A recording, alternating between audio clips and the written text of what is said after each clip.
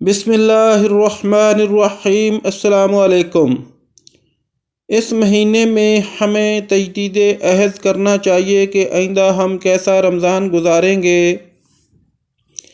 ذرا ہم لوگ اپنے گزرے ہوئے رمضان کے مہینوں کا جائزہ لیں، زیادہ دور جانے کی ضرورت نہیں ہے۔ پچھلے 70-75 سالوں کے رمضان میں کیے گئے فیصلے دیکھ لیں۔ بطور قوم ہمارے فیصلے کیا رہے، ہم نے کیا کردار ادا کیا ہے۔ 1947 کے رمضان سے لے کر آج تک کے رمضانوں تک ہمارے اجتماعی سیاست الامہ سے متعلق فیصلوں کی نوعیت کیا ہے؟ کیا وہ انسانی ہمدردی لیے ہوئے تھے یا انسانوں کی قتل و غارت گری اپنے فیصلوں کے اندر چھپائے ہوئے تھے؟ ہمیشہ ایسے فیصلے کرتے رہے ہیں کہ جو سیاست امت کا نظم و نسق پیدا کرنے کے بجائے بد نظمی، بد امنی، قتل و غارت گری، کوئی نہ کوئی جھگڑا، کوئی لڑائی، کوئی فتنہ، کوئی فساد پیدا کرنے کا باعث بنتے ہیں۔ یہ مہینہ خیر کا تھا جس میں قتل و غارت گری اور خون کی ندیاں بہیں،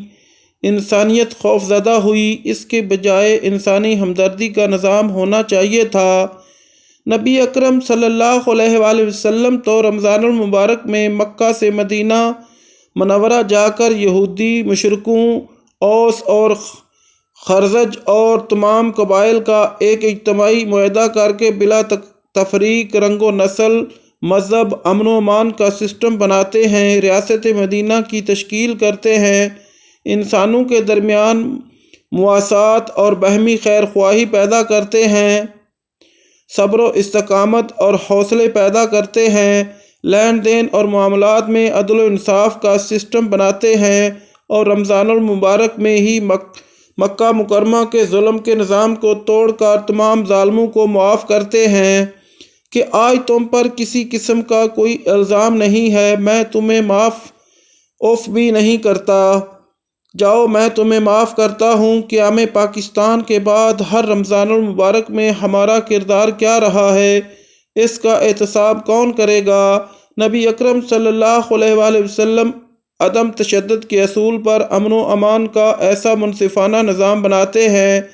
کہ فتح مکہ کے موقع پر وہی سردار جو کل تک کفر میں ڈوبے ہوئے تھے، کچھ دنوں کے بعد رسول اللہ صلی اللہ علیہ وآلہ وسلم کے پاس آتے ہیں اور کہتے ہیں کہ ہمیں مسلمان کر لیں۔ آپ صلی اللہ علیہ وآلہ وسلم ان سے پوچھتے ہیں کہ پہلے دن مسلمان کیوں نہیں ہوئے؟ انہوں نے کہا، ہم دیکھنا چاہتے تھے کہ آپ نے جو مکہ فتح کیا ہے تو آپ کے ساتھی انسانیت کے ساتھ کیا سلوک کرتے ہیں۔ ہم نے دیکھا آپ تو ہمارے لیے فرشتہ بن کر آئے ہیں، حال کہ ہم نے 30 سال آپ کی مخالفت کی، آپ کو اذیتیں پہنچائیں، تکلیفیں دیں، اس کے باوجود آپ نے ہمیں معاف کر دیا۔ صحابہ تو کہہ رہے تھے کہ آج گوشت کے کٹنے کا دن ہے، لیکن حضور صلی اللہ علیہ وآلہ وسلم نے فرمایا نہیں، یہ تو رحمت کا دن ہے، رمضان کا مبارک مہینہ ہے، یہ پہلا عشرہ ہے رمضان کا، اور آپ صلی اللہ علیہ وآلہ وسلم رحمت کا اثر ظاہر کر رہے ہیں کہ انسانیت کے لیے شفقت اور رحمت ہی رحمت ہے۔ نبی اکرم صلی اللہ علیہ وآلہ وسلم نے فرمایا کہ ایک آدمی روزہ رکھتا ہے اور روزہ رکھ کر جھوٹ بولنے اور جھوٹ بات پر عمل کرنے سے باز نہیں آتا تو اللہ تعالیٰ کو ایسے روزے کی کوئی ضرورت نہیں، گویا کہ اس نے صرف بھوک اور پیاس برداشت کی ہے، بس وہ بھوکا رہا ہے۔ اب بھوکا رکھنے کا تو ایک مقصد تھا کہ جس بھوکا رہنے سے جھوٹ بولنا رک جائے، جھوٹ کے نظام کا ساتھ دینا چھوڑ دے، اس پر عمل کرنا چھوڑ دے۔ اگر ایسا نہیں کیا تو پھر اس نے روزے سے کیا اثر لیا؟ اور اگر صبح سے شام تک بھوک پیاس برداشت کی لیکن نہ جھوٹ کے نظام کا ساتھ چھوڑا، نہ غلط ماحول کا اثر چھوڑا، نہ باقی خرابیاں چھوڑی، تو حضور اکرم صلی اللہ علیہ وآلہ وسلم نے فرمایا کہ اللہ کو اس کے روزے کی ضرورت نہیں کہ وہ روزہ رکھے یا نہ رکھے، ایک ہی بات ہے، کیونکہ اس نے بڑی زیادتی کی ہے کہ روزے کا جو اصل مقصد تھا وہ فوت کر دیا۔ اسی طرح ایک آدمی نے رات کو جاگ کر عبادت کی لیکن اس نے فسق و فجور اور خرابیاں نہیں چھوڑی، غلط فیصلے نہیں چھوڑے، وہ سیاست امت سے متعلق ہوں یا تہذیب شخص اور تہذیب نفس سے متعلق ہوں، وہ نہیں چھوڑے تو اس کے رات کو جاگنے کا کیا فائدہ؟ جاگنا تبھی فائدہ مند ہے جب اس کے نتیجے میں سوسائٹی کی ذمہ داریوں سے متعلق بہتر اثر ہو، ایک نتیجہ ظاہر ہونا چاہیے، ایک تبدیلی آنی چاہیے، کھرے کھوٹے میں تمیز پیدا ہو جائے، جھوٹ اور سچ میں تمیز پیدا ہو جائے، اور جھوٹ، بددیانتی، حسد، کینہ، بغض، عداوت، انسان دشمنی کے امور سے انسان معافی مانگے۔ معافی یہ ہے کہ یہ لرزش یا غلطی یا اجتماعی جھوٹ اور اجتماعی نظام کا اہم حصہ دار رہے